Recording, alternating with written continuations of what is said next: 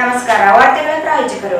ಹುಟ್ಟುಹಬ್ಬವನ್ನು ಆಚರಿಸಿಕೊಳ್ಳುತ್ತಿರುವ ಸನ್ನಿ ಮಹಾರಾಜ್ ಅವರಿಗೆ ಹುಟ್ಟುಹಬ್ಬದ ಹಾರ್ದಿಕ ಶುಭಾಶಯಗಳು. ಸನ್ನಿ ಮಹಾರಾಜ್ ಅವರ ಹುಟ್ಟುಹಬ್ಬದ ಅಂಗವಾಗಿ ರಕ್ತದಾನ ಶಿಬಿರ ಏರ್ಪಡಿಸಲಾಗಿದೆ. ಸನ್ನಿ ಮಹಾರಾಜ್ ಯುವ ಪಡೆ Raichur.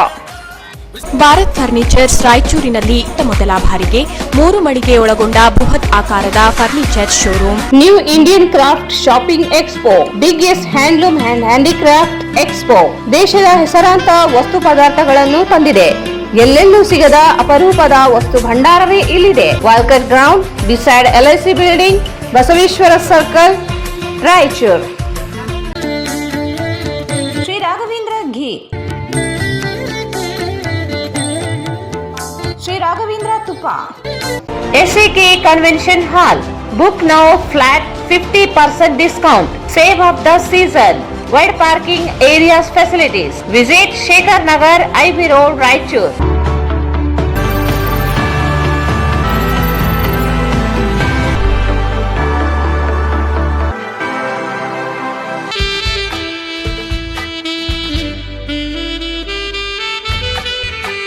Visit KTB Jewel Palace, Udayanagar, Station Road, Raichur. Mobile 8123535300.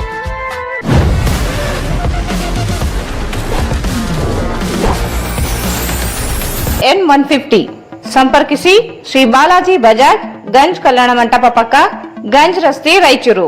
Satyanatha colony ಮತ್ತು ಮಂತ್ರಾಲಯ ರಸ್ತೆಯಾದ ರಾಷ್ಟ್ರೀಯ ಹೆದ್ದಾರಿಗೆ ಹೊಂದಿಕೊಂಡಿರುವ 3 ಮಹಡಿಯ ಮಳಿಗೆಯೊಂದು ತಲೆ ಎತ್ತಿ ನಿಂತಿದೆ. ಇದರಲ್ಲಿ ಪ್ರತಿ ಮಹಡಿಯಲ್ಲಿ 2250 ಸ್ಕ್ವೇರ್ ಫೀಟ್ ಅಳತೆಯ ಜಾಗವಿದ್ದು, ಇದರಲ್ಲಿ ತಮಗೆ ಬೇಕಾದಂತಹ ವ್ಯಾಪಾರ ವಹಿವಾಟುಗಳನ್ನು ಮಾಡಿಕೊಳ್ಳಬಹುದು.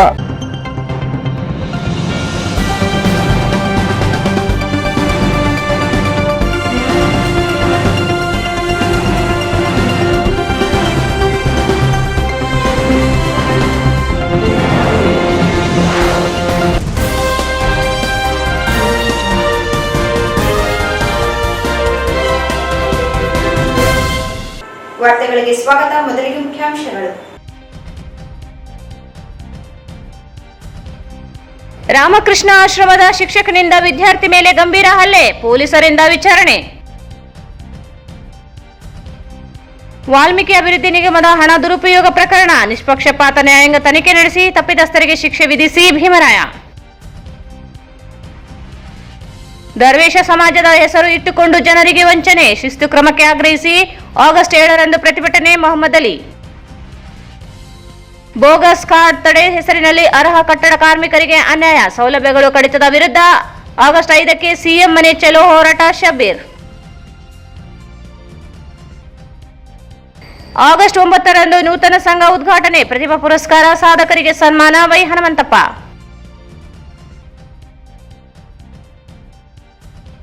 ವಿವಿಧ ಬೇಡಿಕೆ ಈಡೇರಿಕೆಗೆ ಆಗ್ರಹಿಸಿ ಪೌರ ಕಾರ್ಮಿಕರ ಪ್ರತಿಭಟನೆ. ಸ್ವಾತಂತ್ರ್ಯೋತ್ಸವ ದಿನಾಚರಣೆಯ ಪೂರ್ವಭಾವಿ ಸಭೆಯಲ್ಲಿ ಅಧಿಕಾರಿಗಳಿಗೆ ಅಪರ ಜಿಲ್ಲಾಧಿಕಾರಿ ಸೂಚನೆ, ಅರ್ಥಪೂರ್ಣವಾಗಿ ಆಚರಿಸಲು ಅಗತ್ಯ ಸಿದ್ಧತೆ ಮಾಡಿಕೊಳ್ಳಿ, ಶಿವಪ್ಪ ಯಲ್ಲಪ್ಪ ಭಜಂತ್ರಿ.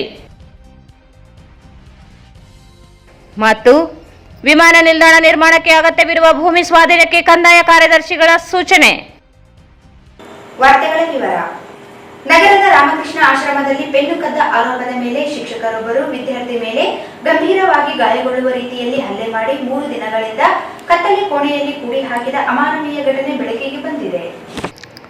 ನಗರದ ರಾಮಕೃಷ್ಣ ಆಶ್ರಮದಲ್ಲಿ ಪೆನ್ನು ಕದ್ದ ಆರೋಪದ ಮೇಲೆ ಶಿಕ್ಷಕರೊಬ್ಬರು ವಿದ್ಯಾರ್ಥಿ ಮೇಲೆ ಗಂಭೀರವಾಗಿ ಗಾಯಗೊಳ್ಳುವ ರೀತಿಯಲ್ಲಿ ಹಲ್ಲೆ ಮಾಡಿ 3 ದಿನಗಳಿಂದ ಕತ್ತಲೆ ಕೋಣೆಯಲ್ಲಿ ಕೂಡಿ ಹಾಕಿದ ಅಮಾನವೀಯ ಘಟನೆ ಬೆಳಕಿಗೆ ಬಂದಿದೆ.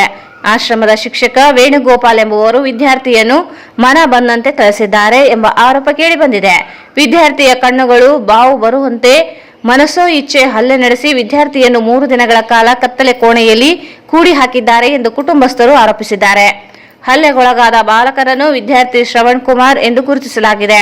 ಸರ್ಕಾರಿ ಶಾಲೆಯಲ್ಲಿ ಓದುತ್ತಿದ್ದ ಶ್ರವಣ್ ಕುಮಾರ್ ಕುಟುಂಬದಲ್ಲಿ ಕಡು ಬಡತನ ಹಿನ್ನೆಲೆ ಆಶ್ರಮ ಸೇರಿಸಲಾಗಿತ್ತು. ತನ್ನ ಗೆಳೆಯರ ಜೊತೆ ಆಟವಾಡುತ್ತಾ ಒಮ್ಮೆ ಪೆನ್ನು ಕದ್ದಿದ್ದ. ಈ ವಿಚಾರ ಸಂಬಂಧ ಶ್ರವಣ್ ಕುಮಾರ್ ಸಹಪಾಠಿಗಳು ಆತನ ವಿರುದ್ಧ ದೂರು ನೀಡಿದರು. ದೂರಿನ ಅನ್ವಯ ರಾಮಕೃಷ್ಣ ಮಠದ ಶಿಕ್ಷಕ ವೇಣುಗೋಪಾಲ್ ಎಂಬುವರು ಶ್ರವಣ್ ಕುಮಾರ್ನನ್ನು ಕರೆದು ಮನ ಬಂದಂತೆ ಥಳಿಸಿದ್ದಾರೆ.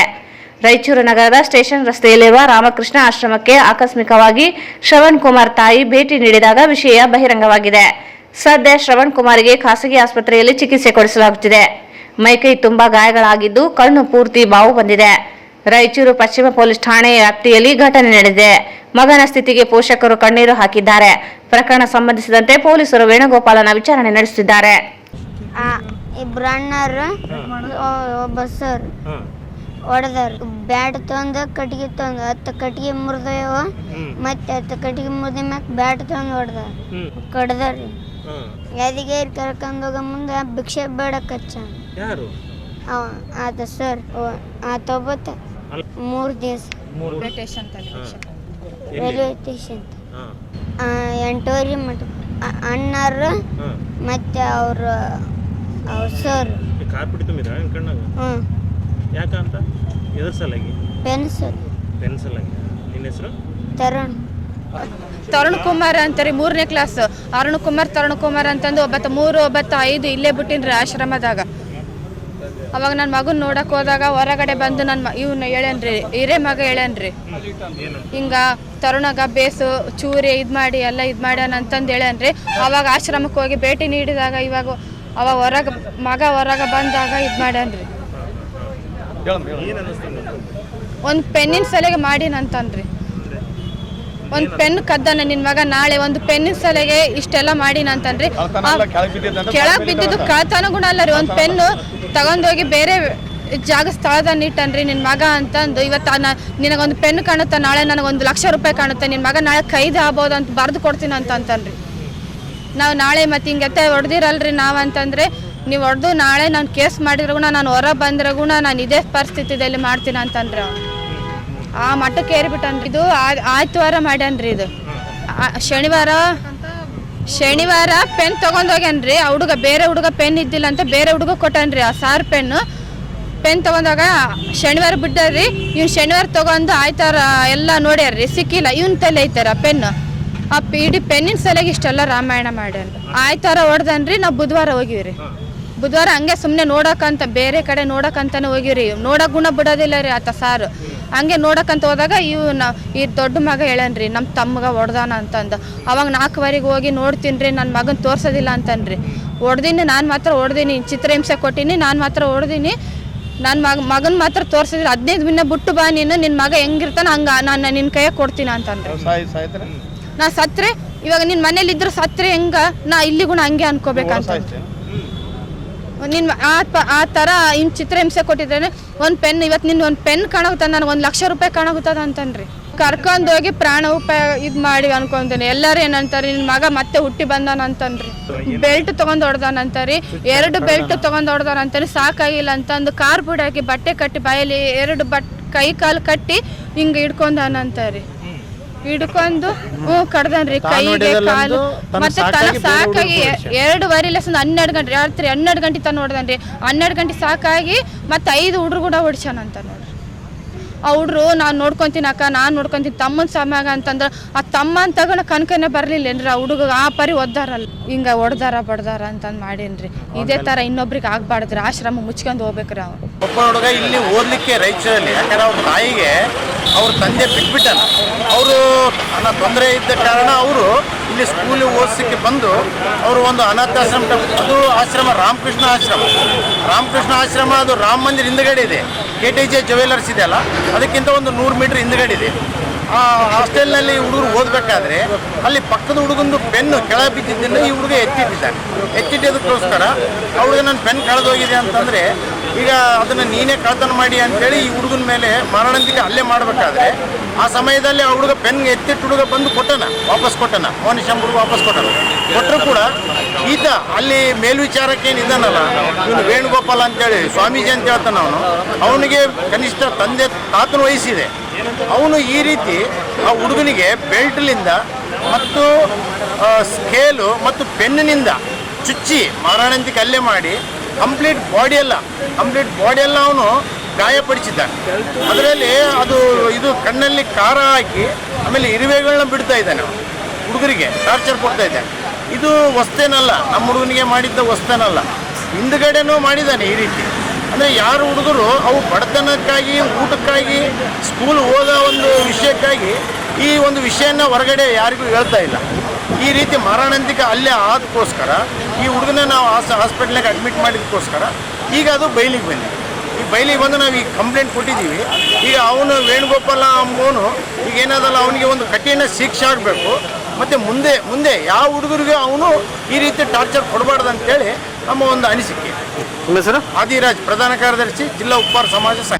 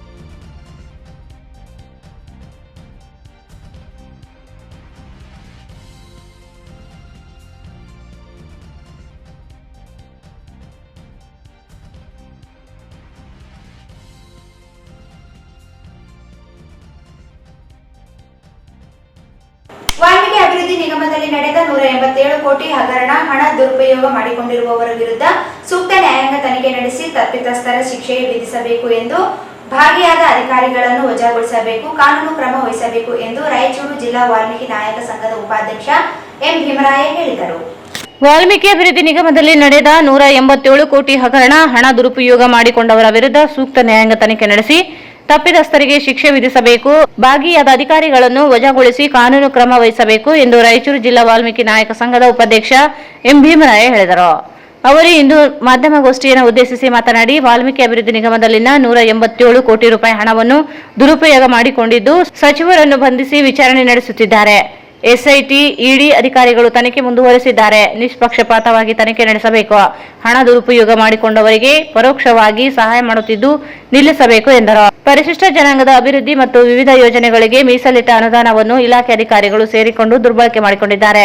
ನ್ಯಾಯಾಂಗ ತನಿಖೆ ನಡೆಸಿ ಇದರಲ್ಲಿ ಶಾಮೀಲಾದವರ ವಿರುದ್ಧ ಕಠಿಣ ಶಿಕ್ಷೆ ವಿಧಿಸಬೇಕು ಹಾಗೂ ಇಲಾಖೆ ಅಧಿಕಾರಿಗಳು ಸಹ ಶಾಮೀಲಾಗಿದ್ದು ಅಧಿಕಾರಿಗಳನ್ನು ವಜಾಗೊಳಿಸಿ ಕ್ರಮ ವಹಿಸಬೇಕು ಎಂದು ಒತ್ತಾಯಿಸಿದರು. ಮಾಧ್ಯಮಗಳು ಇದ್ರ ಬಗ್ಗೆ ಪ್ರಚಾರ ಮಾಡಿದ್ದಾರೆ. ವಾಲ್ಮೀಕಿ ನಿಗಮದಲ್ಲಿ 187 ಕೋಟಿ ದುರುಪಯೋಗ ಆಗಿದೆ. ಅದು ಖಂಡನೀಯ. ಮತ್ತು ಬಡ ರೈತ ಮತ್ತು ಫಲಾನುಭವಿಗಳಿಗೆ ಏನು ಸಿಗಬೇಕಾಗಿತ್ತು ಸಿಕ್ಕಿದ್ರೆ ಅವರಿಗೆ ದುಡ್ಕೊಂಡು ತಿನ್ಕೊಳ್ಳಕ ಅಥವಾ ಇನ್ಯಾವುದಾದ್ರು ಉದ್ಯೋಗ ಮಾಡಿಕೊಳ್ಳಕ್ಕೆ ಕೆಲವೊಂದು ಸ್ಕೀಮ್ಸ್ ಇದೆ. ಅವರಲ್ಲಿ ವಿವಿಧ ಸ್ಕೀಮ್ಗಳಿದೆ. ಆ ಫಲಾನುಭವಿಗಳಿಗೆ ಕೆಲವೊಂದು ಸಣ್ಣ ಪುಟ್ಟ ವ್ಯಾಪಾರಿಗಳಿದ್ರೆ ಅವರಿಗೆ ಲೋನ್ ಕೊಡ್ತಾರೆ, ಮತ್ತು ಏನಾದ್ರು ಬಿಸ್ನೆಸ್ ಮಾಡೋದಕ್ಕೆ ಕೊಡ್ತಾರೆ. ಆಮೇಲೆ ಕೆಲವು ಈಗ ಟ್ಯಾಕ್ಸಿ ಆಟೋ ಸಹ ಇದಾವೆ, ಬೇರೆ ಬೇರೆ ಸ್ಕೀಮ್ಸ್ ಅದೇ. ಅವರಿಗೆ ನ್ಯಾಯಯುತವಾಗಿ ಕೊಟ್ಟಿದ್ರೆ ಅವರು ಅದನ್ನು ಉಪಯೋಗ ಮಾಡಿಕೊಂಡಿದ್ರೆ ಅವರು ಒಂದು ಜೀವನ ಮಟ್ಟ ಸುಧಾರಣೆ ಆಗಕ್ಕೆ ಸಾಧ್ಯ ಇತ್ತು. ಇದನ್ನ ಯಾವುದೇ ಉದ್ದೇಶ ಇಲ್ಲ, ಅದಕ್ಕೆ ಬಳಸ್ಕೊಂಡು ಇದಕ್ಕೆ ಬಳಸ್ಕೊಂಡಲ್ಲ. ಯಾವುದೇ ಒಂದು ಹಣವನ್ನ ಇಂತಹ ಒಂದೇ ಕಾರಣಕ್ಕೆ ಮೀಸಲಿಟ್ಟಲ್ಲ, ಅದನ್ನು ದುರುಪಯೋಗಪಡಿಸಿಕೊಂಡ್ರೆ ಕಾನೂನಿನಲ್ಲಿ ಅದು ಮಿಸ್ಅಪ್ರಾಪರೇಷನ್ ಅಂತ ಆಗ್ತದೆ. ಹಣ ದುರುಪಯೋಗ ಆಗ್ತದೆ. ಅದಕ್ಕೆ ಇದು ಮಾಡಿದ್ದು ತಪ್ಪಿಲ್ಲ. ಇದರ ಬಗ್ಗೆ ಸರ್ಕಾರದವರು ಈಗಾಗಲೇ SIT ಅವರಿಗೆ ಅದನ್ನ ತನಿಖೆ ಮಾಡಲ್ಪಟ್ಟಾರ. ಅವರು ತನಿಖೆ ಮಾಡ್ತಾರೆ. ಮತ್ತು ED ಅವರು ಸಹ ಅವ್ರದ್ದು ಸಹ ತನಿಖೆ ನಡೆದಿದೆ. ಇವರು ತನಿಖೆಯಲ್ಲಿ ರಾಜ್ಯ ಸರ್ಕಾರದವ್ರು ಏನಂತಾರೆ, ತನಿಖೆ ನಡೆದಿದೆ, ನಾವು ಮಾಡ್ತೀವಿ ಅಂತ ಇವ್ರು ಹೇಳ್ತಾರೆ. ಇವ್ರು ತಾವು ಸಮರ್ಥನೆ ಮಾಡಿಕೊಳ್ತಾರೆ. ED ಅವರು ಇಲ್ಲ, ರಾಜ್ಯ ಸರ್ಕಾರದವರು ಸರಿಯಾಗಿ ತನಿಖೆ ಮಾಡ್ತಾ ಇಲ್ಲ, ಅದಕ್ಕೆ ನಾವು ಮಾಡ್ತೀವಿ ಅಂತ ಹೇಳ್ತಾರೆ. ಇವೆರಡೂ ತನಿಖೆಗಳು ಸಹ ಅವರವ್ರ ಪರವಾಗಿ ಅವರವರು ವಾದವನ್ನು ಮಂಡಿಸ್ತಾ ಇರುವಾಗ ಅವರು ಒಬ್ಬರು ರಾಜ್ಯದ ಪರವಾಗಿ ಮಾಡ್ಬೋದು, ಒಬ್ಬರು ಕೇಂದ್ರದ ಪರವಾಗಿ ಮಾಡ್ಬೋದು. ಅದಕ್ಕೆ ನಮ್ಮ ಈ ಜಿಲ್ಲಾ ವಾಲ್ಮೀಕಿ ನಾಯಕ ಸಂಘದ ನಾವು ಒಂದು ಉದ್ದೇಶ ನ್ಯಾಯಾಂಗ ವಿಚಾರಣೆಗೆ ಯಾಕಂದರೆ ರಾಜ್ಯಪಾಲರು ಒಬ್ಬ ನಿವೃತ್ತ ನ್ಯಾಯಾಧೀಶರನ್ನ, ಅದು ಹೈಕೋರ್ಟ್ ಅಡ್ವೊಕೇಟ್ ಆಗಿರ್ಬೋದು, ಹೈಕೋರ್ಟ್ ಜಡ್ಜ್ ಆಗಿರ್ಬೋದು, ಅಥವಾ ಡಿಸ್ಟ್ರಿಕ್ಟ್ ಸೆಷನ್ ಜಡ್ಜ್ ಆಗಿರ್ಬೋದು, ಯಾರೇ ಆಗಿರ್ಬೋದು, ಅದು ವಿಚಾರಣೆ ಮಾಡಿದ್ರೆ ಯಾರು ಅಧಿಕಾರಿಗಳು ಆಗಲಿ ಹಣವನ್ನ ದುರುಪಯೋಗ ಮಾಡಿಕೊಂಡಿದ್ದಾಗಲಿ, ಅಥವಾ ಸರ್ಕಾರೇತರ ಅಂದ್ರೆ MLAಗಳು, MP ಗಳು, ಅಧ್ಯಕ್ಷರು ಯಾರು ಇರ್ತಾರಲ್ಲ ಅವರಿಗೆ ಉಪಯೋಗ ಮಾಡಿಕೊಂಡಿದ್ರೆ ಯಾರು ತಪ್ಪಿಸ್ತಾರಂತ ಇದು ತನಿಖೆ ಮೂಲಕ ಅಥವಾ ಈ ನ್ಯಾಯಾಂಗ ವಿಚಾರಣೆ ಮೂಲಕ ಗೊತ್ತಾದ್ರೆ ಅಧಿಕಾರಿಗಳನ್ನ ನೌಕರಿಗೆ ವಜಾ ಮಾಡಬೇಕು. ಮತ್ತು ಯಾರು ಸರ್ಕಾರೇತರ ಏನು ಪದಾಧಿಕಾರಿಗಳಿರ್ತಾರೋ ಸಹ ಅವರಿಗೂ ಸಹ ಕಾನೂನು ಪ್ರಕಾರ ನಮ್ಮ ಕೈಗೆ ಹೋಗಬೇಕು. ಈ ತರ ಮುಂದೆ ಯಾವುದೇ ಒಂದು ನಿಗಮದಲ್ಲಿ ಈ ತರ ದುರುಪಯೋಗ ಆಗಬಾರ್ದು. ಅದು ಇದ್ದಂತ ಹಣವನ್ನ ಸದುಪಯೋಗ ಆಗಬೇಕು ಅಂತ ನಾವು ಒಂದು ಪ್ರೆಸ್ ಮೀಟ್ ಅನ್ನು ಕರೆದಿದ್ವಿ. ತಮಗೆಲ್ಲ ಗೊತ್ತಿದ್ದಂಥ ವಿಚಾರ. ಇದನ್ನು ಸ್ವಲ್ಪ ತಾವು ಹೆಚ್ಚು ಪ್ರಚಾರ ಕೊಟ್ಟು ಎಲ್ಲ ಪತ್ರಿಕೆಗಳಲ್ಲಿ ಈ ಸಂದರ್ಭದಲ್ಲಿ ಸಂಘಟನಾ ಕಾರ್ಯದರ್ಶಿ ಕರಿವಾಳಪ್ಪ ನಾಯಕ್ ಇದ್ದರು. ದರ್ವೇಶ್ ಸಮಾಜದ ಹೆಸರನ್ನು ಕಂಪನಿಗೆ ಇಟ್ಟುಕೊಂಡು ಸಾವಿರಾರು ಕೋಟಿ ವಂಚನೆ ಮಾಡಿದ ದರ್ವೇಶ್ ಗ್ರೂಪ್ ಕಂಪನಿಯು ಸಮಾಜದ ಹೆಸರಿಗೆ ಕಳಂಕ ತಂದಿದ್ದಾರೆ. ಕಂಪನಿ ಮಾಲೀಕ ಸೇರಿದಂತೆ ಕಂಪನಿಯಲ್ಲಿರುವವರ ವಿರುದ್ಧ ಶಿಸ್ತು ಕ್ರಮಕ್ಕೆ ಆಗ್ರಹಿಸಿ ಆಗಸ್ಟ್ 7ರಂದು ಜಿಲ್ಲಾಧಿಕಾರಿ ಕಚೇರಿ ಎದುರು ಪ್ರತಿಭಟನೆ ನಡೆಸಿ ದೂರು ಸಲ್ಲಿಸಲಾಗುವುದು ಎಂದು ಕರ್ನಾಟಕ ರಾಜ್ಯ ದರ್ವೇಶ್ ಒಬಿಸಿ ಅಲೆಮಾರಿಗಳ ಸಂಘದ ಜಿಲ್ಲಾಧ್ಯಕ್ಷ ಮೊಹಮ್ಮದ್ ಅಲಿ ಹೇಳಿದರು. ದರ್ವೇಶ ಸಮಾಜದ ಹೆಸರನ್ನು ಕಂಪನಿಗೆ ಇಟ್ಟುಕೊಂಡು ಸಾವಿರಾರು ಕೋಟಿ ವಂಚನೆ ಮಾಡಿದ ದರ್ವೇಶ್ ಗ್ರೂಪ್ ಕಂಪನಿಯು ಸಮಾಜದ ಹೆಸರಿಗೆ ಕಳಂಕ ತಂದಿದ್ದಾರೆ. ಕಂಪನಿ ಮಾಲೀಕ ಸೇರಿದಂತೆ ಕಂಪನಿಯಲ್ಲಿ ಇರುವವರ ವಿರುದ್ಧ ಶಿಸ್ತು ಕ್ರಮಕ್ಕೆ ಆಗ್ರಹಿಸಿ ಆಗಸ್ಟ್ 7ರಂದು ಜಿಲ್ಲಾಧಿಕಾರಿ ಕಚೇರಿ ಎದುರು ಪ್ರತಿಭಟನೆ ನಡೆಸಿ ದೂರು ಸಲ್ಲಿಸಲಾಗುವುದು ಎಂದು ಕರ್ನಾಟಕ ರಾಜ್ಯ ದರ್ವೇಶ ಒಬಿಸಿ ಅಲೆಮಾರಿಗಳ ಸಂಘದ ಜಿಲ್ಲಾಧ್ಯಕ್ಷ ಮೊಹಮ್ಮದ್ ಅಲಿ ಹೇಳಿದರು. ಅವರು ಇಂದು ಮಾಧ್ಯಮಗೋಷ್ಠಿಯನ್ನು ಉದ್ದೇಶಿಸಿ ಮಾತನಾಡಿ, ಕರ್ನಾಟಕ ರಾಜ್ಯ ದರ್ವೇಶ ಒಬಿಸಿ ಸಂಘ ರಚನೆ ಮಾಡಿ 4 ವರ್ಷಗಳಾಗಿದ್ದು, ಇದೀಗ ಜಿಲ್ಲಾ ಮಟ್ಟದ ಸಂಘದ ಪದಾಧಿಕಾರಿಗಳ ಸಭೆ ನಡೆಸಿ ನೂತನ ಪದಾಧಿಕಾರಿಗಳನ್ನು ಆಯ್ಕೆ ಮಾಡಲಾಗಿದೆ. ನೂತನ ಅಧ್ಯಕ್ಷರನ್ನಾಗಿ ಮೊಹಮ್ಮದ್ ಅಲಿಯನ್ನು ಆಯ್ಕೆ ಮಾಡಲಾಗಿದೆ ಎಂದರು. ದರ್ವೇಶ ಸಮಾಜದ ಜನರು ಭಿಕ್ಷೆ ಬೇಡಿಕೊಂಡು ಜೀವನ ನಡೆಸುತ್ತಿದ್ದೇವೆ. ಅತಿ ಸಣ್ಣ ಸಮುದಾಯವಾಗಿದ್ದು ಸಮಾಜದ ಜನರು ದರ್ವೇಶ ಕಂಪನಿ ಇಟ್ಟುಕೊಂಡಿಲ್ಲ. ಬೇರೆ ಜನಾಂಗದವರು ನಮ್ಮ ದರ್ವೇಶ ಸಮುದಾಯದ ಹೆಸರನ್ನು ಕಂಪನಿಗೆ ಇಟ್ಟುಕೊಂಡು ನೂರಾರು ಜನರಿಂದ ಕೋಟ್ಯಾಂತರ ರೂಪಾಯಿ ಇಟ್ಟುಕೊಂಡು ಮರಳಿ ನೀಡದೆ ವಂಚನೆ ಮಾಡಿದ್ದಾರೆ. ಇದೀಗ ಬೇರೆಯವರು ನಮ್ಮನ್ನು ದೂಷಿಸುತ್ತಿದ್ದಾರೆ ಎಂದರು. ದರ್ವೇಶ ಸಮಾಜದ ಹೆಸರನ್ನು ಕಂಪನಿಗೆ ಇಟ್ಟುಕೊಂಡು ಜನರಿಗೆ ವಂಚನೆ ಮಾಡಿದ್ದಲ್ಲದೆ ಸಮಾಜದ ಹೆಸರನ್ನು ಹಾಳು ಮಾಡಿದ್ದಾರೆ. ಕಂಪನಿ ಹೆಸರು ಇಟ್ಟುಕೊಂಡವರು ಮತ್ತು ಕಂಪನಿಯಲ್ಲಿ ಇದ್ದವರ ವಿರುದ್ಧ ಆಗಸ್ಟ್ 7ರಂದು ಜಿಲ್ಲಾಧಿಕಾರಿ ಕಚೇರಿ ಎದುರು ಪ್ರತಿಭಟನೆ ನಡೆಸಲಾಗುತ್ತದೆ ಹಾಗೂ ಎಸ್ಪಿಗೆ ದೂರು ನೀಡಲಾಗುವುದು ಎಂದು ತಿಳಿಸಿದರು. ದರ್ವೇಶ್ ಸಂಘದ ಜಿಲ್ಲಾಧ್ಯಕ್ಷರಾಗಿ ಆಯ್ಕೆ ಮಾಡಿರುವ MD ಅಲಿ ಭಟ್ಮರಿ ಅವರಿಗೆ ಅಧ್ಯಕ್ಷರನ್ನಾಗಿ ಆಯ್ಕೆ ಮಾಡಲಾಗಿದೆ.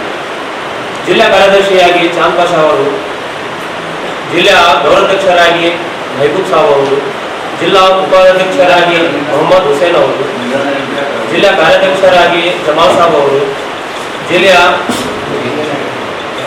ಏಜೆನ್ಸಿಯಾಗಿ ಮೌಲಾ ಸಾಬ್ ಅವರು, ಜಿಲ್ಲಾ ಸಂಘಟನಾದ ಕಾರ್ಯಾಧ್ಯಕ್ಷರಾಗಿ ಫಕ್ರುದ್ದೀನ್ ಅವರು, ಜಿಲ್ಲಾ ಸಹ ಕಾರ್ಯಾಧ್ಯಕ್ಷರಾಗಿ ನೂರ್ ಮೊಹಮ್ಮದ್ ಅವರು, ಜಿಲ್ಲಾ ಸಹ ಏಜೆನ್ಸಿಯಾಗಿ ಶಾಲಂ ಸಾಬ್ ಅವರು, ಜಿಲ್ಲಾ ಸಂಚಲಾಧ್ಯಕ್ಷರಾಗಿ ಮೌಲಾ ಮಾಜುದ್ದಿ ಅವರು, ಜಿಲ್ಲಾ ಸಹ ಸಂಚಾಲಕರಾಗಿ ಮೊಹಮ್ಮದ್ ಅಲಿ,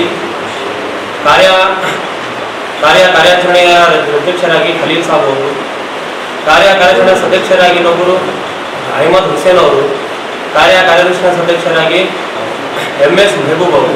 ಇವರನ್ನೆಲ್ಲ ನಾವು ನಮ್ಮ ಸಂಘದ ವತಿಯಿಂದ ಎಲ್ಲರೂ ಕೂಡಿ ನಾವು ಆಯ್ಕೆ ಮಾಡಿರುವ ಹೊಸ ಕಾರ್ಯಾಧ್ಯಕ್ಷರಾಗಿದ್ದಾರೆ.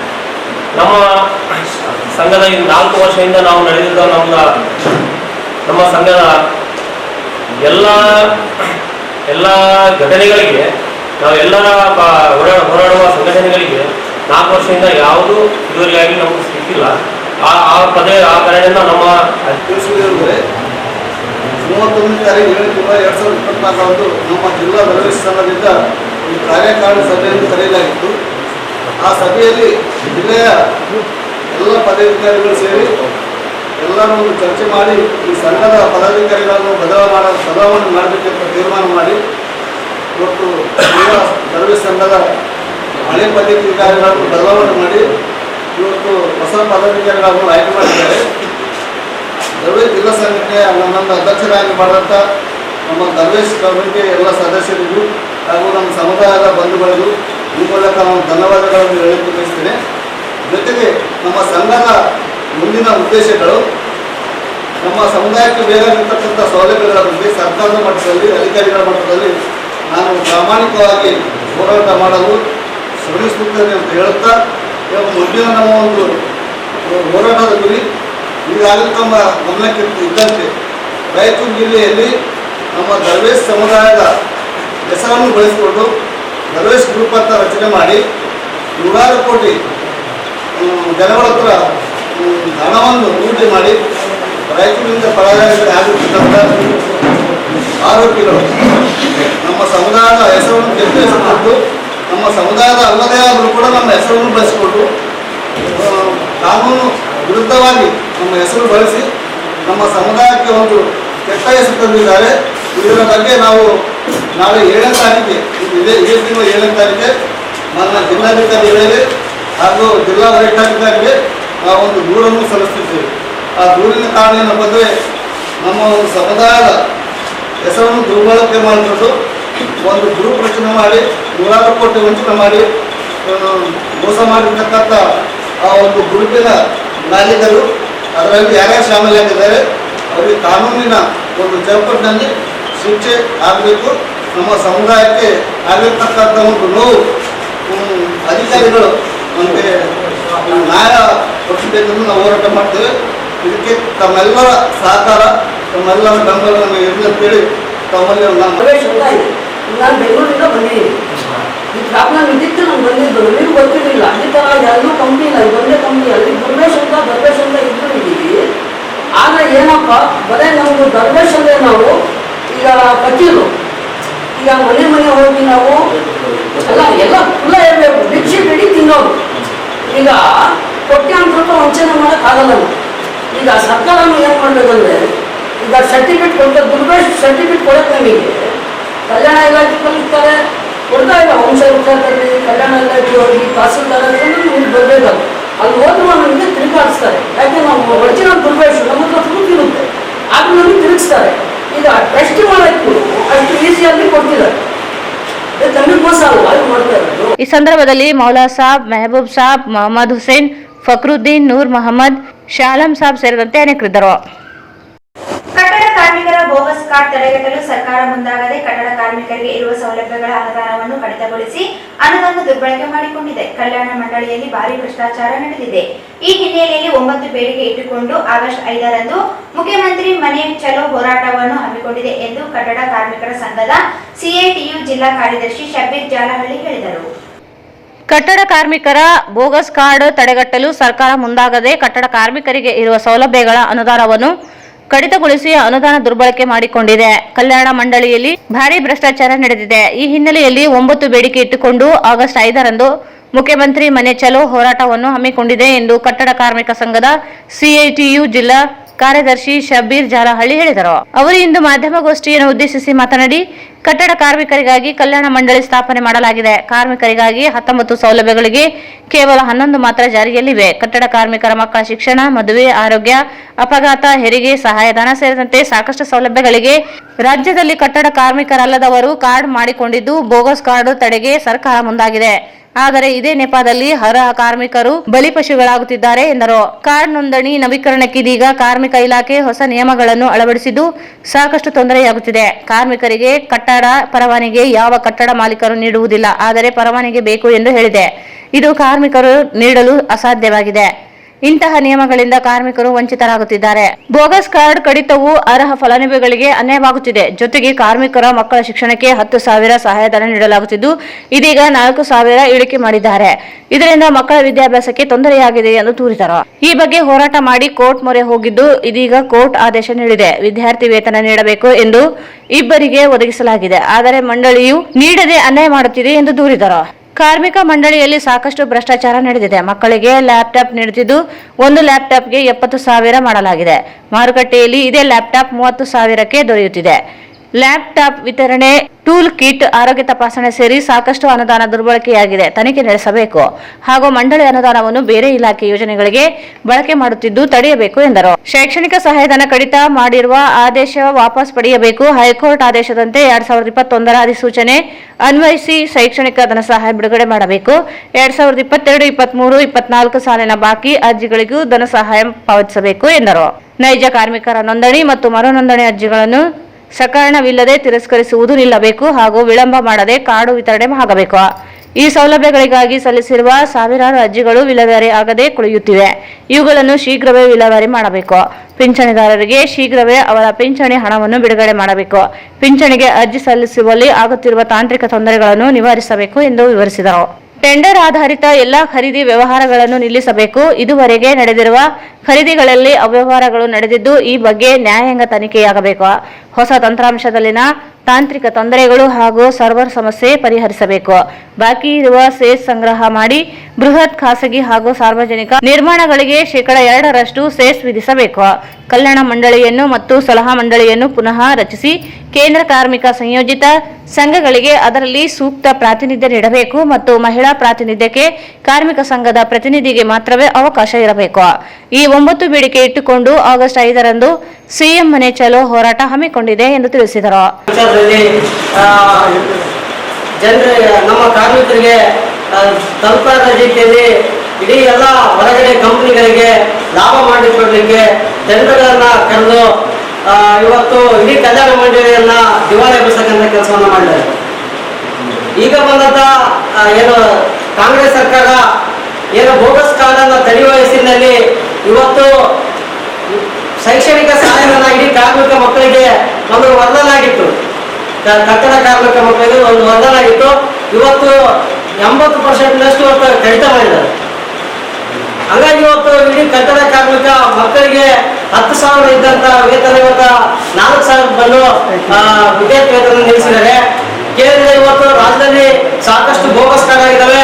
ಹಂಗಾಗಿ ಕಾರ್ಮಿಕರೆಲ್ಲರೂ ಕಟ್ಟಡ ಕಾರ್ಮಿಕರಾಗಿ ಸೌಲಭ್ಯಗಳನ್ನು ಪಡಿತಾ ಇರತಕ್ಕಂಥ ಇದೆ. ಇವಾಗ ಅವರು ಅಕ್ರಮ ಕಾರ್ಯಗಳನ್ನು ತಡೆಯೋದಕ್ಕೆ ನಾವು ಸ್ವಾಗತ ಮಾಡ್ತೀವಿ. ಆದರೆ ಅದರ ಹೆಸರಿನಲ್ಲಿ ನಿಜವಾದ ಕಾರ್ಮಿಕರಿಗೆ ಇವತ್ತು ಅನ್ಯಾಯ ಮಾಡ್ತಕ್ಕಂಥದ್ದು ಎಷ್ಟು ಮಟ್ಟಿಗೆ ಸರಿ? ಇವತ್ತು ಒಂದೇ ಒಂದು ಉದಾಹರಣೆ ಅಂತ ಹೇಳಿದ್ರೆ, ಯಾವೊಂದು ಕಾರ್ಡನ್ನು ನವೀಕರಣ ಆಗಲಿ ಹೊಸ ಅರ್ಜಿಯನ್ನ ಕೊಡಬೇಕಾದ್ರೆ ಅವರು ಕಟ್ಟಡ ಪರವಾನಿಗೆಯನ್ನ ಕೇಳ್ತಾರೆ. ಕಟ್ಟಡ ಪರವಾನಿಗೆ ಹಳ್ಳಿಗಳಲ್ಲಿ ಗ್ರಾಮ ಪಂಚಾಯತಿಗಳಲ್ಲಿ ಸಿಗಲ್ಲ. ಅಲ್ಲಿ ಕೆಲಸ ಮಾಡ್ತಕ್ಕಂಥ ಎಷ್ಟೋ ಕಾರ್ಮಿಕರಿಗೆ ಇವತ್ತು ಕಾರ್ಡ್ ಇಲ್ಲದೆ ಸೌಲಭ್ಯಗಳನ್ನೇ ಅಲಿತಾ ಇದ್ದಾರೆ.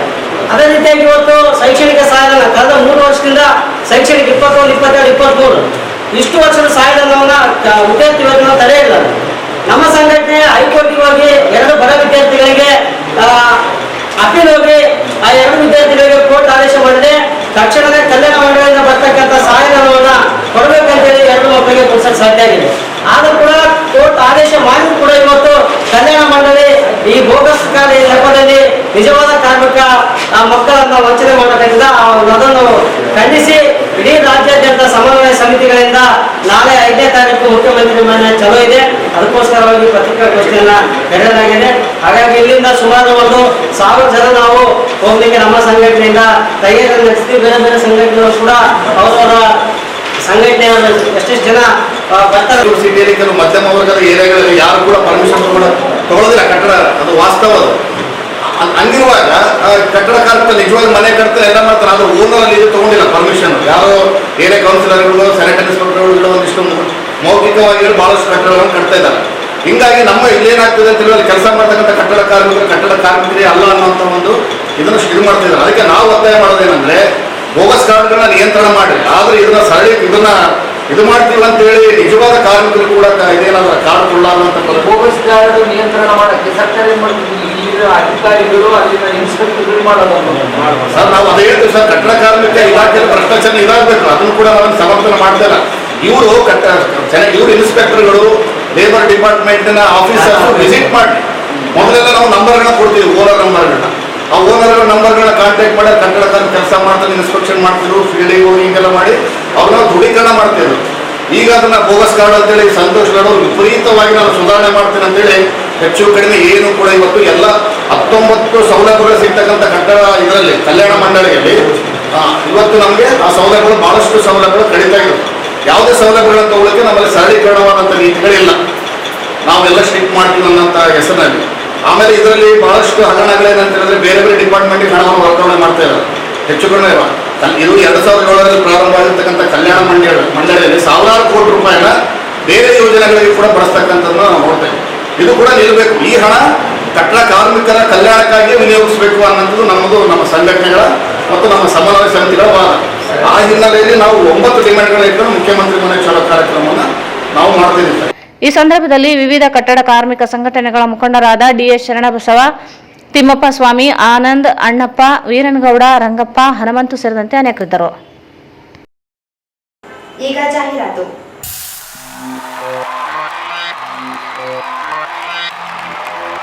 ಹುಟ್ಟುಹಬ್ಬವನ್ನು ಆಚರಿಸಿಕೊಳ್ಳುತ್ತಿರುವ ಸನ್ನಿ ಮಹಾರಾಜ್ ಅವರಿಗೆ ಹುಟ್ಟುಹಬ್ಬದ ಹಾರ್ದಿಕ ಶುಭಾಶಯಗಳು.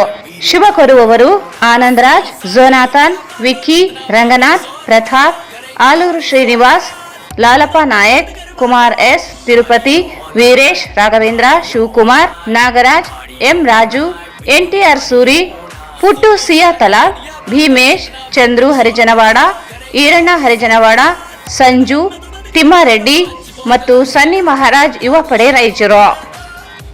ಸನ್ನಿ ಮಹಾರಾಜ್ ಅವರ ಹುಟ್ಟುಹಬ್ಬದ ಅಂಗವಾಗಿ ರಕ್ತದಾನ ಶಿಬಿರ ಏರ್ಪಡಿಸಲಾಗಿದೆ.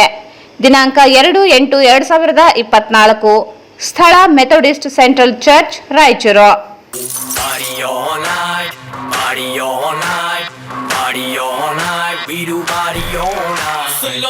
ಭಾರತ್ ಫರ್ನಿಚರ್ಸ್ ರಾಯಚೂರಿನಲ್ಲಿ ಮೊದಲ ಬಾರಿಗೆ 3 ಮಳಿಗೆ ಒಳಗೊಂಡ ಬೃಹತ್ ಆಕಾರದ furniture showroom. We have office, household and all kinds of furnitures. Dealer in wooden cot, dining table, sofa set, dressing table, computer table, tea tables, office chairs, steel almari, wardrobe, TV stands, glassware items, sleepwell products, Damro, cello chairs, Supreme sofa set, Doco style furnitures, Sri steel furnitures.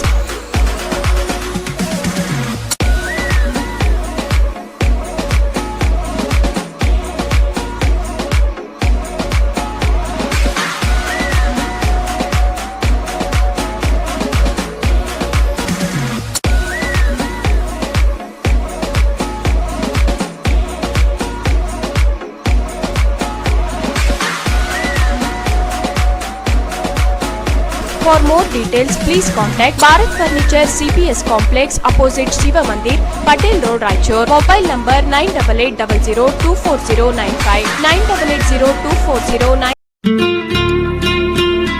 New Indian craft shopping expo, biggest handloom and handicraft expo ದೇಶದ ಹೆಸರಾಂತ ವಸ್ತು ಪದಾರ್ಥಗಳನ್ನು ತಂದಿದೆ. ಎಲ್ಲೆಲ್ಲೂ ಸಿಗದ ಅಪರೂಪದ ವಸ್ತು ಭಂಡಾರವೇ ಇಲ್ಲಿದೆ. ದೇಶದ ನಾನಾ ರಾಜ್ಯಗಳಲ್ಲಿ ಮಾತ್ರ ಸಿಗುವ ಸಾಮಾನುಗಳು ನಿಮಗಾಗಿ ಯೋಗ್ಯ ದರದಲ್ಲಿ ಲಭ್ಯ. ದೆಹಲಿ, ಗುಜರಾತ್, ರಾಜಸ್ಥಾನ್, ಮಹಾರಾಷ್ಟ್ರ, ಆಂಧ್ರಪ್ರದೇಶ್, ಜಮ್ಮು ಕಾಶ್ಮೀರ್, ಉತ್ತರ ಪ್ರದೇಶ್, ಹರಿಯಾಣ, ಪಶ್ಚಿಮ ಬಂಗಾಳ, ಪಂಜಾಬ್, ಬಿಹಾರ್, ತಮಿಳುನಾಡು, ಕೇರಳ ಮತ್ತು ನಮ್ಮ ಕರ್ನಾಟಕ ರಾಜ್ಯದ ಸುಪ್ರಸಿದ್ಧ ಹಾಗೂ ಅಪರೂಪದ ವಸ್ತು ಭಂಡಾರಗಳ ಶಾಪಿಂಗ್ ಬಜಾರ್ ಅನುಭವಿಸಲು ಇಂದೇ ಬನ್ನಿ. ನಿಮ್ಮ ಮನಕೊಪ್ಪುವ, ನಿಮ್ಮ ಸ್ಟೈಲ್ಗೆ ಹೊಂದುವ ಹಲವು ವಿನ್ಯಾಸದ ವಸ್ತುಗಳು, ನಿಮ್ಮ ನಾಲಿಗೆ ರುಚಿಗೆ ಬೇಕಾಗುವ ಬಗೆ ಬಗೆಯ ಪದಾರ್ಥಗಳು ಇವೆ. ಪ್ರವೇಶ ಮತ್ತು ಪಾರ್ಕಿಂಗ್ ಉಚಿತ. ಡೆಬಿಟ್ ಮತ್ತು ಕ್ರೆಡಿಟ್ ಕಾರ್ಡುಗಳನ್ನು ಸ್ವೀಕರಿಸಲಾಗುವುದು. ಸಮಯ ಬೆಳಗ್ಗೆ 10:30ರಿಂದ ರಾತ್ರಿ 9:30ರವರೆಗೆ.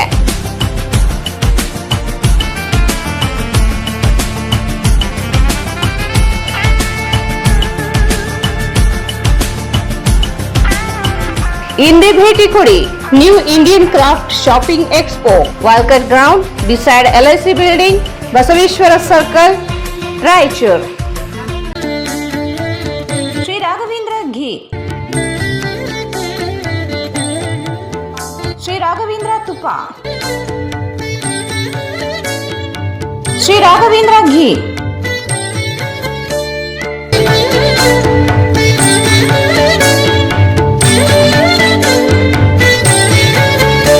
SAK Convention Hall.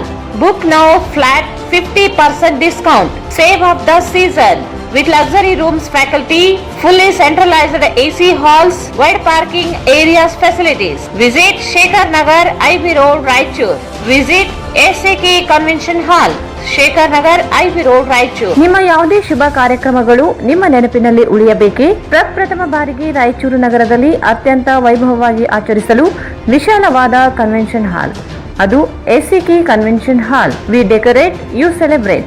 ಸಂಪೂರ್ಣ ಏರ್ ಕಂಡೀಷನರ್ ಹಾಲ್ ಇದಾಗಿದ್ದು 600ರಿಂದ 800 ಆಸನಗಳನ್ನು ಹೊಂದಿದ್ದು ಪ್ರತ್ಯೇಕವಾದ ಡೈನಿಂಗ್ ಹಾಲ್ ಹೊಂದಿದೆ.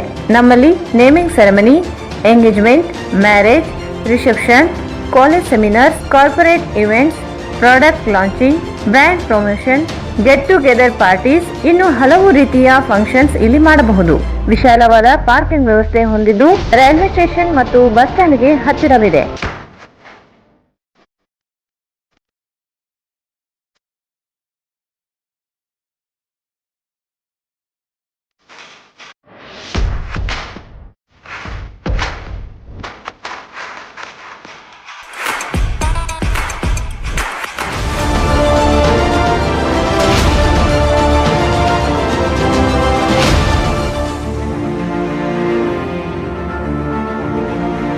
ಇಲ್ಲಿ ಭೇಟಿ ನೀಡಿ. SCK convention hall, Shekhar Nagar, IB road, Raichur. Mobile 9483770202.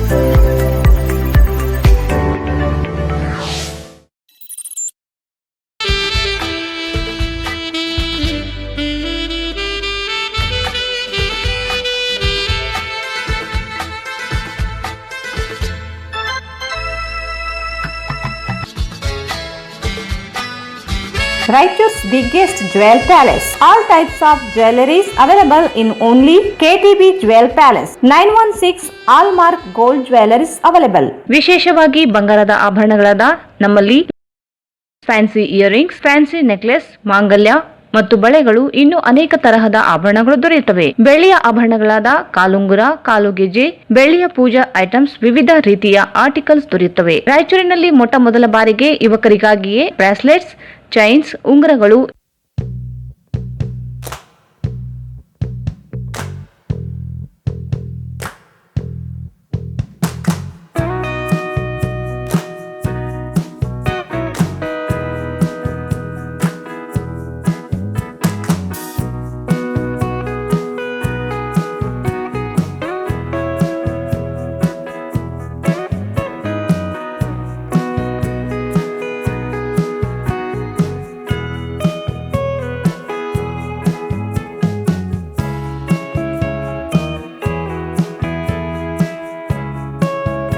Visit KTB Jewel Palace, Udayanagar, Station Road, Raichur. Mobile 8123535300. ನಗರದ ಪ್ರತಿಷ್ಠಿತ ಬಡಾವಣೆಗಳಲ್ಲಿ ಒಂದಾದ ಸತ್ಯನಾಥ ಕಾಲೋನಿ ಮತ್ತು ಮಂತ್ರಾಲಯ ರಸ್ತೆಯಾದ ರಾಷ್ಟ್ರೀಯ ಹೆದ್ದಾರಿಗೆ ಹೊಂದಿಕೊಂಡಿರುವ 3 ಮಹಡಿಯ ಮಳಿಗೆಯೊಂದು ತಲೆ ಎತ್ತಿ ನಿಂತಿದೆ. ಇದರಲ್ಲಿ ಪ್ರತಿ ಮಹಡಿಯಲ್ಲಿ 2250 ಸ್ಕ್ವೇರ್ ಫೀಟ್ ಅಳತೆಯ ಜಾಗವಿದ್ದು, ಇದರಲ್ಲಿ ತಮಗೆ ಬೇಕಾದಂತಹ ವ್ಯಾಪಾರ ವಹಿವಾಟುಗಳನ್ನು ಮಾಡಿಕೊಳ್ಳಬಹುದು. ರೆಡಿಮೇಡ್ ಬಟ್ಟೆ ಅಂಗಡಿ, ಸೀರೆ ಅಂಗಡಿ, ಫರ್ನಿಚರ್ ಶೋರೂಮ್, ಆಫೀಸ್, ಕಾಲೇಜು, ಶುದ್ಧ ಶಾಕಾಹಾರ ಹೋಟೆಲ್ನಂತಹ ವ್ಯವಹಾರಗಳನ್ನು ಮಾಡಿಕೊಳ್ಳಬಹುದು.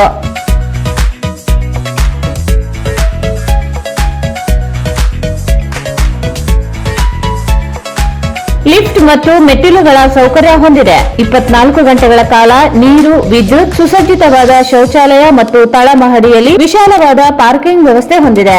ಇಂದು ಸಂಪರ್ಕಿಸಿ. ಸತ್ಯನಾಥ ಕಾಲೋನಿ, ವೀರಾಂಜನೇಯ ದೇವಸ್ಥಾನ ಮುಂದುಗಡೆ, RTO ಸರ್ಕಲ್ ಹತ್ತಿರ, ಮಂತ್ರಾಲಯ ಮುಖ್ಯ ರಸ್ತೆ, ರಾಯಚೂರು. Mobile number Devanna 9972999124, Raghu 73493610016. ಮತ್ತೊಮ್ಮೆ ವಾರ್ತೆಗಳಿಗೆ ಸ್ವಾಗತ.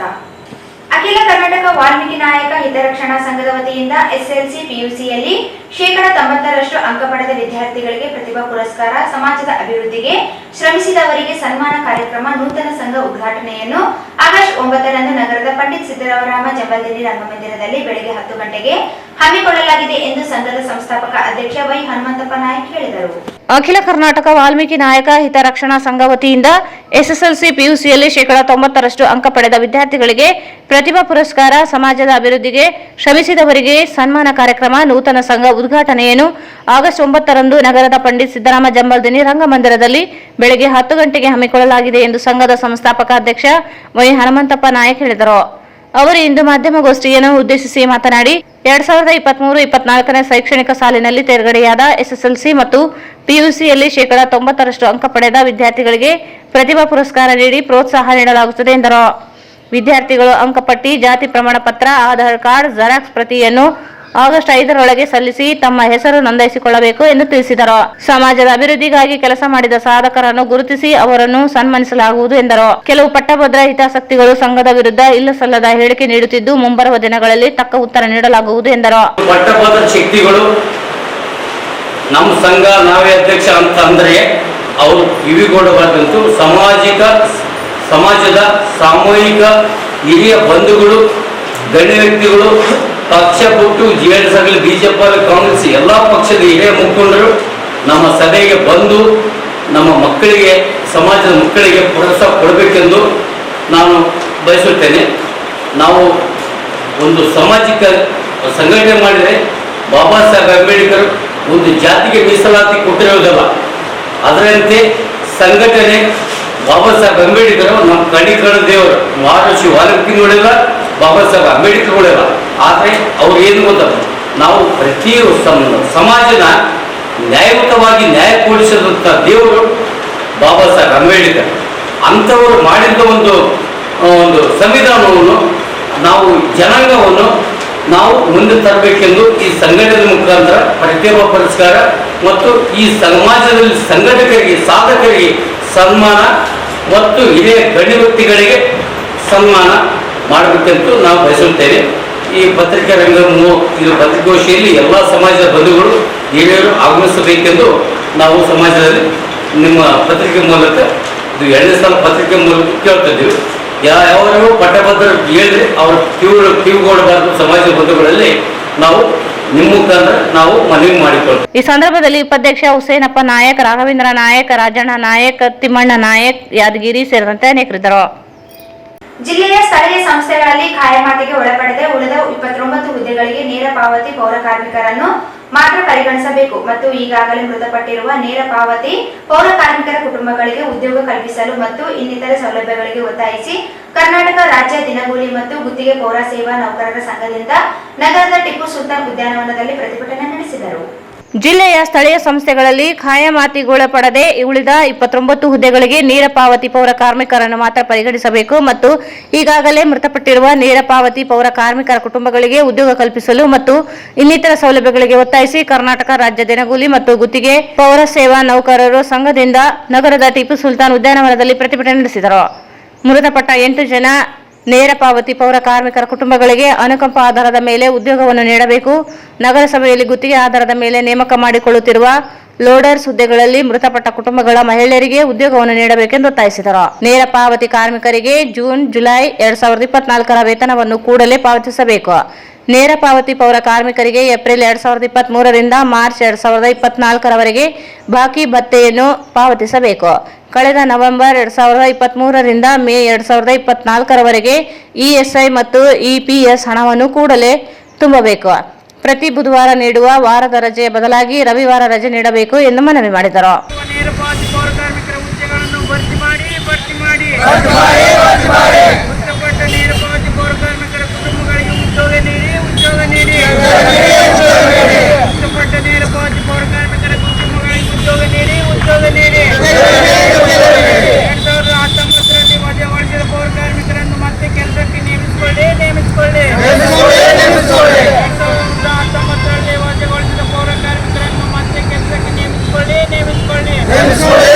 ಕಾಲಕ್ಕೆ 230 ಬಂದಿಲ್ಲ.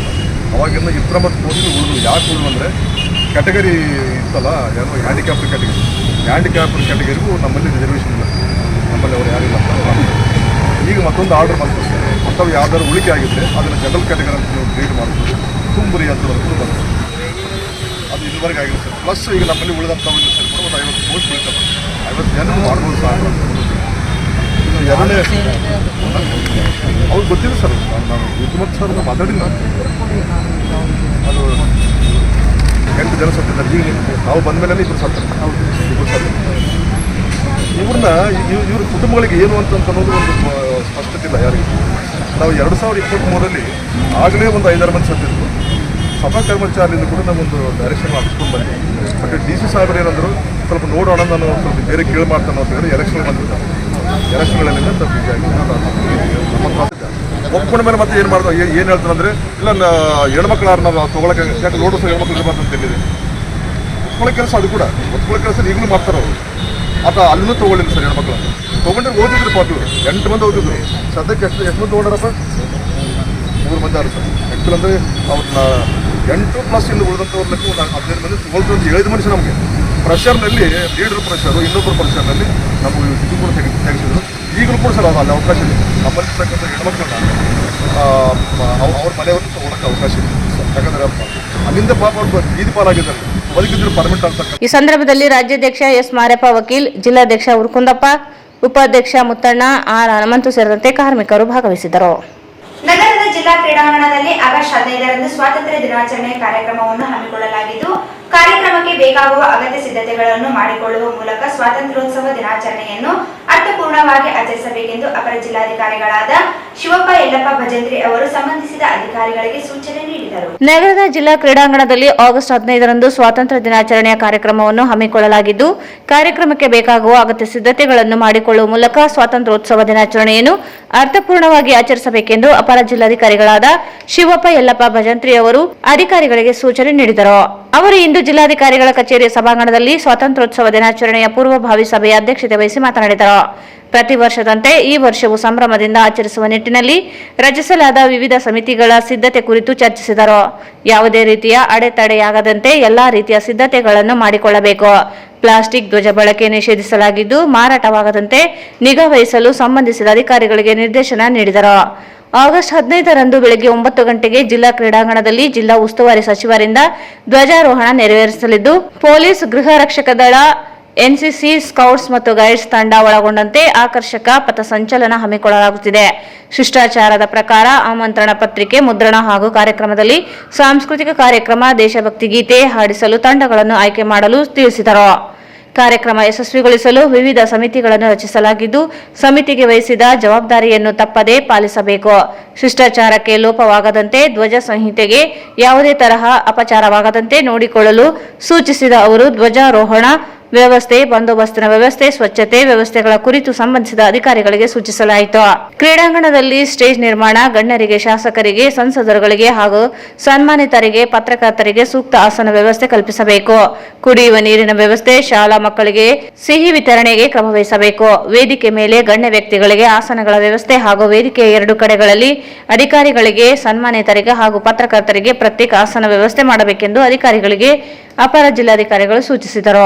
ಸರ್ಕಾರದ ಸುತ್ತೋಲೆಯಲ್ಲಿ ಸೂಚಿಸಿರುವಂತೆ ಜನವರಿ 26ರ ಗಣರಾಜ್ಯೋತ್ಸವ ದಿನದಂದು ಹಾಗೂ ಆಗಸ್ಟ್ 15ರ ಸ್ವಾತಂತ್ರ್ಯ ದಿನಾಚರಣೆಯಂದು ಎಲ್ಲ ಸರ್ಕಾರಿ ಕಚೇರಿಗಳು, ಸರ್ಕಾರಿ ಸ್ವಾಮ್ಯಕ್ಕೆ ಒಳಪಡುವ ಸಂಸ್ಥೆಗಳು ಹಾಗೂ ಶಾಲಾ ಕಾಲೇಜು ಸೇರಿದಂತೆ ಸರ್ಕಾರ ವತಿಯಿಂದ ನಡೆಯುವ ಎಲ್ಲ ಸಮಾರಂಭಗಳಲ್ಲಿ ರಾಷ್ಟ್ರಪಿತ ಮಹಾತ್ಮ ಗಾಂಧೀಜಿಯವರ ಭಾವಚಿತ್ರದೊಂದಿಗೆ ಸಂವಿಧಾನ ಪಿತಾಮಹ ಭಾರತ ರತ್ನ ಡಾಕ್ಟರ್ BR ಅಂಬೇಡ್ಕರ್ ಅವರ ಭಾವಚಿತ್ರವನ್ನು ಕಡ್ಡಾಯವಾಗಿ ಇಡುವಂತೆ ಸೂಚನೆ ಹಿನ್ನೆಲೆಯಲ್ಲಿ ಜಿಲ್ಲೆಯ ಎಲ್ಲ ಅಧಿಕಾರಿಗಳು ಮಹಾತ್ಮ ಗಾಂಧೀಜಿ ಹಾಗೂ ಡಾಕ್ಟರ್ BR ಅಂಬೇಡ್ಕರ್ ಅವರ ಭಾವಚಿತ್ರಗಳನ್ನು ಕಡ್ಡಾಯವಾಗಿ ಇಡುವಂತೆ ಅಪರ ಜಿಲ್ಲಾಧಿಕಾರಿಗಳು ಸಂಬಂಧಿಸಿದ ಅಧಿಕಾರಿಗಳಿಗೆ ನಿರ್ದೇಶನ ನೀಡಿದರು. ಇದೇ ಸಂದರ್ಭದಲ್ಲಿ ಹಿರಿಯ ಸ್ವಾತಂತ್ರ್ಯ ಹೋರಾಟಗಾರ ಹಂಪಣ್ಣ, ರಾಯಚೂರು ತಹಸೀಲ್ದಾರ್ ಸುರೇಶ್ ವರ್ಮಾ, ರಾಯಚೂರು ನಗರಾಭಿವೃದ್ಧಿ ಕೋಶದ ಯೋಜನಾ ನಿರ್ದೇಶಕರಾದ ಜಗದೀಶ್ ಗಂಗಣ್ಣನವರ್, ಪಶುಸಂಗೋಪನಾ ಇಲಾಖೆಯ ಪ್ರಭಾರಿ ಜಂಟಿ ನಿರ್ದೇಶಕ ಡಾಕ್ಟರ್ ಅಶೋಕ್ ಕೋಲಕರ್, ರಾಯಚೂರು ನಗರಸಭೆಯ ಪೌರಾಯುಕ್ತರಾದ ಗುರುಸಿದ್ದಯ್ಯ ಸ್ವಾಮಿ, ಯುವ ಸಬಲೀಕರಣ ಮತ್ತು ಕ್ರೀಡಾ ಇಲಾಖೆಯ ಸಹಾಯಕ ನಿರ್ದೇಶಕ ವೀರೇಶ್ ನಾಯಕ್, ಪದವಿ ಪೂರ್ವ ಶಿಕ್ಷಣ ಇಲಾಖೆ ಉಪನಿರ್ದೇಶಕರಾದ ಜಯರಾಮಯ್ಯ, ಕಾರ್ಮಿಕ ಇಲಾಖೆ ಅಧಿಕಾರಿ ಆರತಿ ಸೇರಿದಂತೆ ವಿವಿಧ ಇಲಾಖೆ ಅಧಿಕಾರಿಗಳು ಸಭೆಯಲ್ಲಿ ಇದ್ದರು. ವಿಮಾನ ನಿಲ್ದಾಣ ನಿರ್ಮಾಣಕ್ಕೆ ಬೇಕಿರುವ ಕೊರತೆ ಭೂಮಿಯನ್ನು ಏಗೂರು ಗ್ರಾಮದ ರೈತರಿಂದ ಭೂ ಸ್ವಾಧೀನಪಡಿಸಿಕೊಳ್ಳಲು ಜಿಲ್ಲಾಡಳಿತ ಮುಂದಾಗಿದೆ. ವಿಮಾನ ನಿಲ್ದಾಣಕ್ಕೆ ಅಗತ್ಯವಿರುವ ಭೂಮಿ ಲಭ್ಯತೆ ಇಲ್ಲದೆ ಹಿಂದಿನ ಸರ್ಕಾರ ಟೆಂಡರ್ ಪ್ರಕ್ರಿಯೆ ನಡೆಸಿದ್ದರಿಂದ ವಿಮಾನ ಪ್ರಾಧಿಕಾರ ಆಕ್ಷೇಪಣೆ ಕಾರಣವಾಗಿತ್ತು. ವಿಮಾನ ನಿಲ್ದಾಣ ನಿರ್ಮಾಣಕ್ಕೆ ಬೇಕಿರುವ ಕೊರತೆ ಭೂಮಿಯನ್ನು ಏಗ್ನೂರು ಗ್ರಾಮದ ರೈತರಿಂದ ಭೂ ಸ್ವಾಧೀನಪಡಿಸಿಕೊಳ್ಳಲು ಜಿಲ್ಲಾಡಳಿತ ಮುಂದಾಗಿದೆ. ವಿಮಾನ ನಿಲ್ದಾಣಕ್ಕೆ ಅಗತ್ಯವಿರುವ ಭೂಮಿ ಲಭ್ಯತೆ ಇಲ್ಲದೆ ಹಿಂದಿನ ಸರ್ಕಾರ ಟೆಂಡರ್ ಪ್ರಕ್ರಿಯೆ ನಡೆಸಿದ್ದರಿಂದ ವಿಮಾನ ಪ್ರಾಧಿಕಾರ ಆಕ್ಷೇಪಣೆ ಕಾರಣವಾಗಿತ್ತು. ವಿಮಾನ ನಿಲ್ದಾಣದ ಸ್ಥಳದಲ್ಲಿ ಇರುವ YTPS ಚಿಮಣಿಗಳಿಂದ ಎದುರಾಗುವ ಸಮಸ್ಯೆ ಇನ್ನೂ ನಿವಾರಣೆಯಾಗಿಲ್ಲ. ಅಲ್ಲದೆ ಲಭ್ಯವಿರುವ ಭೂಮಿ ಒತ್ತುವರಿ ತೆರವು ಸಹ ಪೂರ್ಣಗೊಳ್ಳದೆ ಇರುವುದರಿಂದ ಏಗ್ನೂರು ಗ್ರಾಮದ ರೈತರಿಂದ ಭೂಸ್ವಾಧೀನ ಪ್ರಕ್ರಿಯೆಗಳನ್ನು ನಡೆಸಲು ಜಿಲ್ಲಾಡಳಿತ ಪ್ರಾರಂಭಿಸಿದೆ. ಅಕ್ಟೋಬರ್ 10ರೊಳಗೆ ಅಗತ್ಯ ಭೂಮಿಯನ್ನು ಸ್ವಾಧೀನ ಪ್ರಕ್ರಿಯೆ ಅಂತಿಮ ಅಧಿಸೂಚನೆ ಹೊರಡಿಸಲು ಕಂದಾಯ ಇಲಾಖೆ ಭೂಸ್ವಾಧೀನ ಅಧೀನ ಕಾರ್ಯದರ್ಶಿ ಶ್ರೀನಿವಾಸ್ ಎ ಸೂಚಿಸಿದ್ದಾರೆ. ಸರಿಸುಮಾರು 20 ಎಕರೆ ಭೂಮಿ ಜಮೀನು ಸ್ವಾಧೀನಪಡಿಸಿಕೊಳ್ಳುವುದು ಬಾಕಿ ಇದೆ. ಯರಮರಸ್ ಬಳಿ ಈಗಾಗಲೇ 315 ಎಕರೆ ಭೂಮಿ ಲಭ್ಯವಿದ್ದು 23 ಎಕರೆ ಭೂಮಿ ಖಾಸಗಿಯವರ ಜಮೀನಾಗಿದ್ದು 2024 ಮಾರ್ಚ್ನಲ್ಲಿ ಮೂಲಭೂತ ಸೌಕರ್ಯ ಇಲಾಖೆಯಿಂದ ಭೂಸ್ವಾಧೀನ ಪ್ರಕ್ರಿಯೆ 13 ಕೋಟಿ ರೂಪಾಯಿ ಅನುದಾನ ಒದಗಿಸಲಾಗಿತ್ತು. ಖಾಸಗಿ ಭೂಸ್ವಾಧೀನ ಪ್ರಕ್ರಿಯೆ ಪೂರ್ಣಗೊಂಡ ನಂತರವಷ್ಟೇ ಮುಂದಿನ ಪ್ರಕ್ರಿಯೆಗಳು ನಡೆಸಬೇಕಿದೆ. ವಿಮಾನ ನಿಲ್ದಾಣ ಪ್ರಾಧಿಕಾರ ಅನುಮತಿ ಪಡೆಯಲು ಇತ್ತೀಚೆಗಷ್ಟೇ ನೂತನ ಸಂಸದ ಜಿ. ಕುಮಾರ್ ನಾಯ್ಕ್ ವಿಮಾನಯಾನ ಸಚಿವರನ್ನು ಭೇಟಿ ಮಾಡಿ ತ್ವರಿತವಾಗಿ ತಾಂತ್ರಿಕ ಸಮಸ್ಯೆಗಳನ್ನು ನಿವಾರಿಸಲು ಮನವಿ ಮಾಡಿದ್ದರು. ವಿಮಾನ ನಿಲ್ದಾಣ ನಿರ್ಮಾಣಕ್ಕೆ ಅಗತ್ಯವಿರುವ ಭೂಮಿ ಲಭ್ಯತೆಯ ನಂತರವಷ್ಟೇ ಇನ್ನಿತರರು ಪರವಾನಗಿ ಪಡೆಯುವ ಕೆಲಸ ನಡೆಯಬೇಕಿದೆ. ಕೊನೆಯಲ್ಲಿ ಮತ್ತೊಮ್ಮೆ ಮುಖ್ಯಾಂಶಗಳು. ರಾಮಕೃಷ್ಣ ಆಶ್ರಮದ ಶಿಕ್ಷಕನಿಂದ ವಿದ್ಯಾರ್ಥಿ ಮೇಲೆ ಗಂಭೀರ ಹಲ್ಲೆ, ಪೊಲೀಸರಿಂದ ವಿಚಾರಣೆ. ವಾಲ್ಮೀಕಿ ಅಭಿವೃದ್ಧಿ ನಿಗಮದ ಹಣ ದುರುಪಯೋಗ ಪ್ರಕರಣ ನಿಷ್ಪಕ್ಷಪಾತ ನ್ಯಾಯಾಂಗ ತನಿಖೆ ನಡೆಸಿ ತಪ್ಪಿತಸ್ಥರಿಗೆ ಶಿಕ್ಷೆ ವಿಧಿಸಿ ಭೀಮರಾಯ. ದರ್ವೇಶ ಸಮಾಜದ ಹೆಸರು ಇಟ್ಟುಕೊಂಡು ಜನರಿಗೆ ವಂಚನೆ, ಶಿಸ್ತು ಕ್ರಮಕ್ಕೆ ಆಗ್ರಹಿಸಿ ಆಗಸ್ಟ್ 7ರಂದು ಪ್ರತಿಭಟನೆ ಮೊಹಮ್ಮದ್ ಅಲಿ. ಬೋಗಸ್ ಕಾರ್ಡ್ ತಡೆ ಹೆಸರಿನಲ್ಲಿ ಅರ್ಹ ಕಟ್ಟಡ ಕಾರ್ಮಿಕರಿಗೆ ಅನ್ಯಾಯ, ಸೌಲಭ್ಯಗಳು ಕಡಿತದ ವಿರುದ್ಧ ಆಗಸ್ಟ್ 5ಕ್ಕೆ ಸಿಎಂ ಮನೆ ಚಲೋ ಹೋರಾಟ ಶಬ್ಬೀರ್. ಆಗಸ್ಟ್ 9ರಂದು ನೂತನ ಸಂಘ ಉದ್ಘಾಟನೆ, ಪ್ರತಿಭಾ ಪುರಸ್ಕಾರ ಸಾಧಕರಿಗೆ ಸನ್ಮಾನ ವೈ ಹನುಮಂತಪ್ಪ.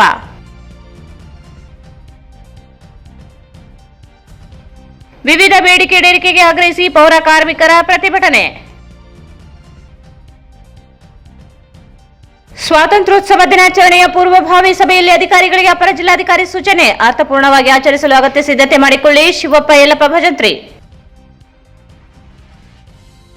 ಮತ್ತು ವಿಮಾನ ನಿಲ್ದಾಣ ನಿರ್ಮಾಣಕ್ಕೆ ಅಗತ್ಯವಿರುವ ಭೂಮಿ ಸ್ವಾಧೀನಕ್ಕೆ ಕಂದಾಯ ಕಾರ್ಯದರ್ಶಿಗಳ ಸೂಚನೆ. ಇಲ್ಲಿಗೆ ವಾರ್ತಾ ಪ್ರಸಾರ ಮುಕ್ತಾಯವಾಯಿತು. ಮುಂದಿನ ವಾರ್ತೆಗಳೊಂದಿಗೆ ಮತ್ತೆ ಭೇಟಿಯಾಗೋಣ. ವಂದನೆಗಳು.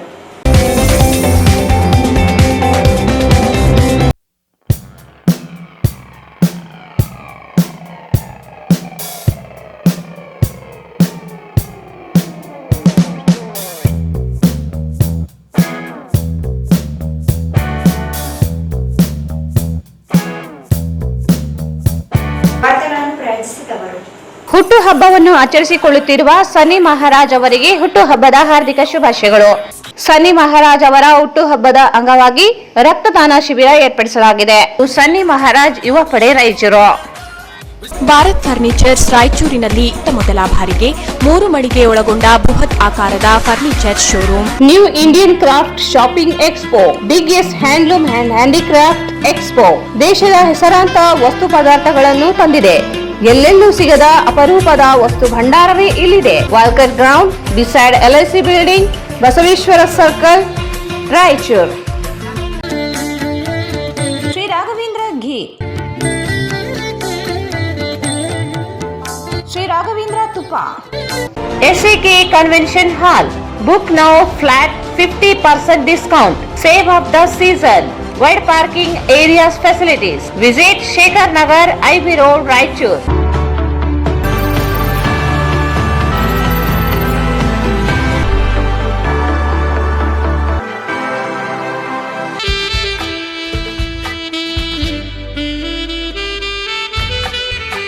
Visit KTB Jewel Palace, Udayanagar, Station Road, Raichur. Mobile 8123 535300.